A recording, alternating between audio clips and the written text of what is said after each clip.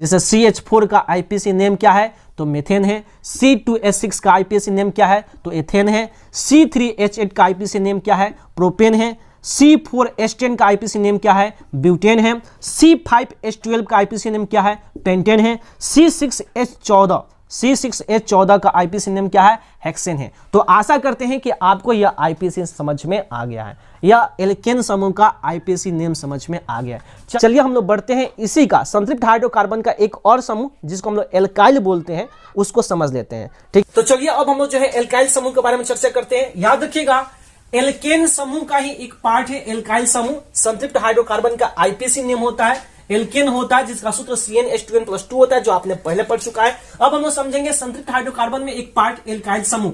क्योंकि एल्काइल समूह क्या है पहले यह जान जाइए, क्योंकि यह प्रश्न एग्जाम में पूछा भी जा सकता है। एल्काइल समूह किसे कहते हैं, तो आप बताइएगा कि एल्केन से एक हाइड्रोजन परमाणु को विस्थापित करने यानी हटाने से एल्काइल समूह प्राप्त होता है। याद रखिएगा, एल्केन जो समूह है उसमें से एक हाइड्रोजन परमाणु को विस्थापित कर दीजिए, यानी उससे हटा दीजिए। हटाने के बाद जो समूह प्राप्त होगा वही समूह एल्काइल समूह कहलाएगा। देखिए, इसका सामान्य सूत्र होता है CnH2n+1। बहुत इंपॉर्टेंट प्रश्न है यह। प्रश्न आपके वस्तुनिष्ठ प्रश्न में पूछा जाता है। ठीक है, यह प्रश्न वस्तुनिष्ठ प्रश्न में पूछा जाता है कि एल्काइल का सामान्य सूत्र क्या होता है, तो आप बताइएगा CnH2n+1। बहुत बच्चे इस पे कंफ्यूज होते हैं, जो आपके एग्जाम में कई बार पूछा गया है और बच्चा बार बार गलती करता है। ठीक है, तो याद रखिएगा, एल्काइल का सामान्य सूत्र होता है CnH2n+1, लेकिन एल्केन का सूत्र होता है CnH2n+2।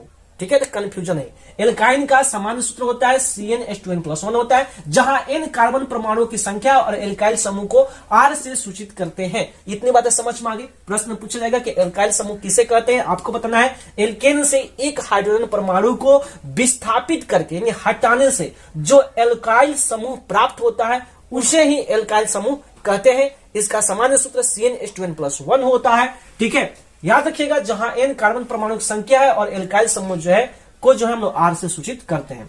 अब इसका आईपीसी नेम कैसे लिखा जाएगा, याद रखिएगा, एल्केन समूह में से जब एक हाइड्रोजन परमाणु को विस्थापित कर दिया जाता है तब आपको एल्काइल समूह प्राप्त होता है। ठीक है, और तब जो है जहां पे आईपीसी नेम में n लगता है एल्केन समूह में, उस n को हटा करके आइल का प्रयोग किया जाता है। किसका? आइल, YL, इंग्लिश में YL, हिंदी में आइल। समझ में आ गया? जैसे मेथ प्लस एन मेथेन बोलते थे, तो अब वैसे नहीं बोलना है। तब मेथ प्लस जब एक हाइड्रोजन परमाणु यानी एक हाइड्रोजन परमाणु को जब विस्थापित कर दीजिएगा, हटा दीजिएगा, तो आपको CH3 प्राप्त होगा। तो उसको कैसे बोलना है? मेथ प्लस आइल, मेथाइल। समझ में आ गया? चलिए हम लोग इसको एग्जाम्पल से समझते हैं। ठीक है, जैसे एल्केन में CH4 लिखते हैं। CH4 का मतलब क्या था? मेथेन।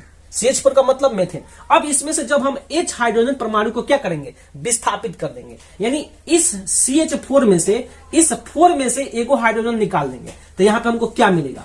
CH3 मिलेगा। ये बातें समझ में आ गई? हमको क्या मिलेगा? CH3 मिलेगा। इतनी बातें समझ में आया नहीं आया?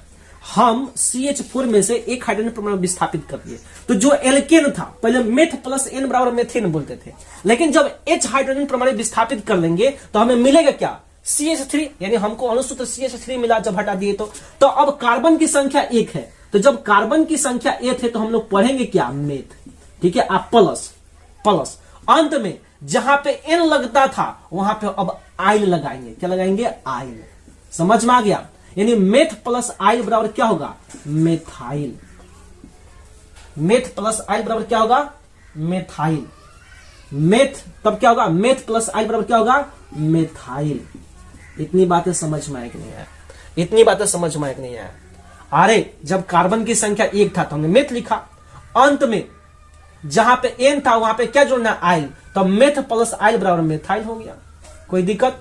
उसी प्रकार हम C2H6 लेते हैं, तो C2H6 हम लोग बोलते क्या है? एथेन।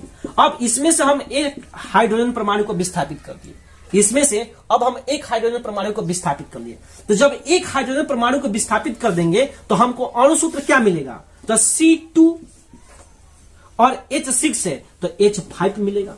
बात समझ में आ रहा है? बात समझ में आया? हमने C2H6 में से एक हाइड्रोजन परमाणु को विस्थापित कर दिए, तो जब C2H6 था तो एक हटा ही देंगे हाइड्रोजन परमाणु, तो C2H5 न बचेगा। तो कार्बन की संख्या 2 है तो पढ़ते क्या है? 8 पढ़ते हैं। देखो यहां पे लिखा है, सॉरी, जब कार्बन की संख्या 2 है तो पढ़ते क्या है, तो एथ पढ़ते हैं। देखो यहाँ पे, देखो कार्बन की संख्या जब 2, तो यहाँ पे पढ़ेंगे क्या, एथ। मेरे हाथ को ध्यान दो, यहाँ पे देखो कार्बन की संख्या 2 है तो यहाँ पे पढ़ेंगे क्या, एथ। तो देखो यहाँ पे कार्बन की संख्या 2 है तो पढ़ेंगे एथ। अब प्लस इसका आईपीएसी नेम क्या होगा, C2 यानी एथ पढ़ दिए। अब H5 है, एल्काइल समूह में आ गया। एल्केन से एक हाइड्रोजन को विस्थापित कर देंगे तो एल्काइल समूह प्राप्त होगा। और एल्काइल समूह में जब आईपीएसी नेम लिखा जाता है तो जहां पे एन लिखते थे उस एन को हटा करके आइल जोड़ देना है प्रक्रियात्मक समूह में। यानी मूल शब्द के यानी पूर्व लग्न यानी मूल शब्द में हमको एन के जगह पे क्या जोड़ना है, आइल जोड़ना है। तो हम लोग क्या जोड़ेंगे, आइल। यानी एथ प्लस आइल बराबर क्या होगा, एथाइल। क्या होगा, एथाइल। ये बातें समझ में आ गया। यानी एथ प्लस आइल बराबर क्या हो गया, एथाइल। इतनी बातें समझ में आ गई। एथ प्लस आइल बराबर क्या हो गया, एथाइल हो गया। उस तरह हम लेते हैं C3H8। क्या लेते हैं, C3H8। तो C3H8 को क्या बोलते हैं, प्रोपेन। क्या बोलते हैं, प्रोपेन। इसमें से जब हम एक हाइड्रोजन परमाणु को विस्थापित कर लेंगे, यानी प्रोपेन में से जब एक हाइड्रोजन परमाणु को विस्थापित करेंगे तो क्या मिलेगा, C3H7 मिलेगा। और C3 को पढ़ते क्या है, 3 को क्या पढ़ते हैं, प्रोप पढ़ते हैं। तो यहाँ पे क्या मिलेगा, प्रोप। अब प्लस अंत में क्या जुटेगा, आइल जुटेगा। जब एक हाइड्रोजन परमाणु को विस्थापित कर लीजिएगा तब एल्काइल समूह प्राप्त होगा। और एल्काइल समूह में आईपीएसी नेम जब भी लिखेंगे तो मूल शब्द के अंत में आइल जोड़ना है। तो प्रोप प्लस आइल बराबर आपको क्या मिलेगा, प्रोपाइल मिलेगा। प्रोप प्लस आइल बराबर क्या होगा, प्रोपाइल। समझ में आया, प्रोप प्लस आइल बराबर क्या मिलेगा, प्रोपाइल। इतनी बातें समझ में आ गई।